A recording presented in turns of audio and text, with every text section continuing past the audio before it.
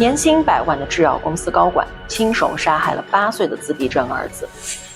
2010年2月3日，纽约半岛酒店的1603号套房中，一位叫乔丹的女子给自己的儿子裘德喂下了大量的处方药。自那以后呢，乔丹一直试图证明这是一次怜悯式的谋杀。他写了一封20页的留言，然后将邮件发送给正在欧洲旅行的姑姑。他的姑姑从邮件中察觉出了异样，然后拨打了报警电话。警方和酒店的工作人员一起来到了1603号房，他们用钥匙打开了房门。进入房间后，他们看到了令人痛苦的场景。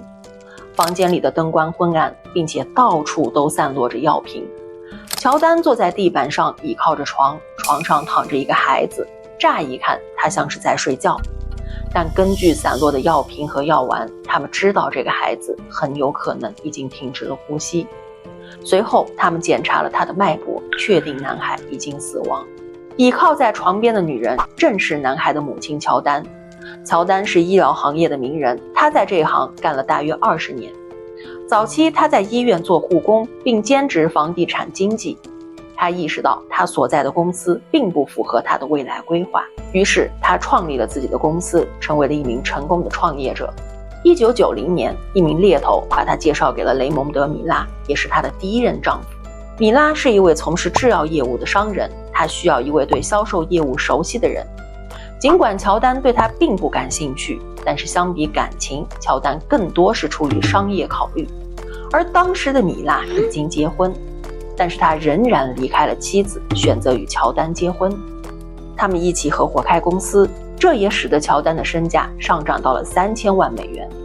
这时的乔丹想有个孩子，但她并不想和丈夫一起生孩子，因为她一直认为这只是一种商业关系。在她30多岁时，开始经常去健身房。她在健身房遇到了一位瑜伽教练埃米尔·采科夫，两人很快发展成了情人关系。其实埃米尔并不是一个可靠的人，他接近乔丹是带有目的的。埃米尔是保加利亚人，他在美国的签证已经过期了。他知道乔丹想要一个孩子，但却不想要另一个丈夫。他直截了当地告诉了乔丹，只要我们伪装结婚，我就能继续留在这个国家，而你呢，就能得到你的孩子，这对我们2个人都有好处。随后呢，这2个人实施了这个计划。2001年7月13日，儿子裘德·米拉出生了。很明显，裘德·米拉跟随了第一任丈夫的姓氏，因为乔丹心里清楚，相比瑜伽教练，第一任丈夫在经济上能给予孩子的更多。2001年9月11日，她和第一任丈夫离婚，并在1周后与埃米尔结婚。简单来说，裘德是第2任丈夫的孩子，但是跟随了第一任丈夫的姓氏。基于以上情况，我们可以判断出裘德和他的2位父亲并没有什么感情，而裘德大多数时间也是和母亲乔丹生活在一起。起初裘德似乎一切正常，但是当他2岁时，很明显他的发育速度不如其他孩子快，并且呢，他被诊断出患有自闭症，这是一种以社交技能差、缺乏沟通和重复行为为特征的疾病。对于自闭症的孩子，你需要有更多的耐心，但显然乔丹没有这么做。他认为自己知道自闭症的一切，尽管在此之前他可能从未研究过自闭症，但他却试图自行治疗，强迫孩子参加不适合他的疗法，包括高剂量化疗、干细胞治疗、电休克疗法及大量服用精神类药物。他只做他认为最好的事情，却忽略了孩子真正需要的治疗。或许正是因为他这一系列的操作，导致裘德的病情没能得到有效的改善。当然，自闭症也不是一种容易治疗的疾病。总之，裘德在他离世之前都不具备基本的沟通能力，他甚至都不会开口说话。不知道是不是长期照顾患病的孩子使乔丹心态发生了扭曲，也不知道是从什么时候开始，他决定要夺走孩子的性命。事实上，他确实这么做了。乔丹先是带着儿子在纽约不同地方游玩，然后他们乘坐出租车来到了半岛酒店，并选择了一间房费为2500美元的大套房。入住后的几分钟，他打电话给客房服务，要求他们送来鸡块和胡萝卜。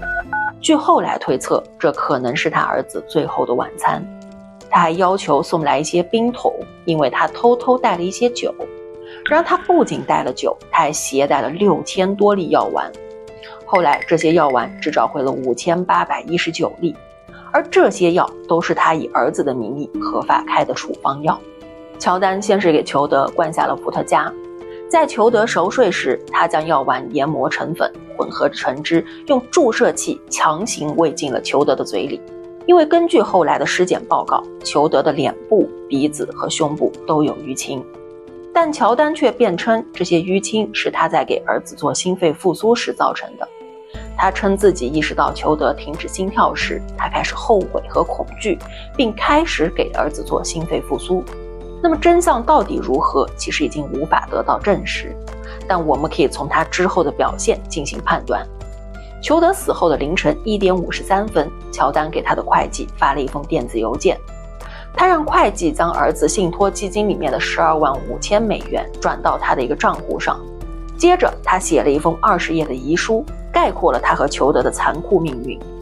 然后他将这封邮件发送给了正在欧洲旅行的姑姑。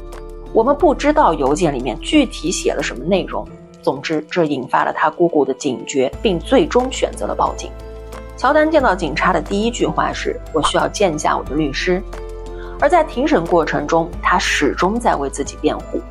他说自己的计划是和孩子一起离开这个世界，可是在后来的调查中，他的体内却没有发现任何酒精和药物的痕迹，并且他将那封发送给姑姑的遗书作为他辩护的证据。虽然他承认亲手结束了孩子的生命，但他坚称自己是出于怜悯和同情。他声称第一任丈夫曾对他发出过死亡威胁，而多年来第二任丈夫都在对裘德进行性虐待。他这么做的原因是出于对孩子的保护，但奇怪的是，对于性侵这件事他从未报过警，而且事实上孩子的父亲已经很久没有见过裘德了。尽管他提交了一部用于和孩子交流的手机作为证据，对于一个无法开口说话的自闭症孩子，调查人员也无从考证这些信息是不是裘德自己编辑的。最终乔丹被判处18年有期徒刑。在整个审判过程中，他对孩子的离世既没有表现出悲伤，也没有后悔的情绪，直到他被判刑时才无法控制地流下了眼泪。2020年，他在监狱中度过了10年后，以25万美元的保释金获得了自由。2022年12月10日，法院撤销了这一判决，决定重新将乔丹送回到监狱里。在法官发布将他送回监狱的几个小时后，66岁的乔丹被发现死在了自己的豪华别墅里。他用塑料袋套在自己的头上，结束了自己的生命。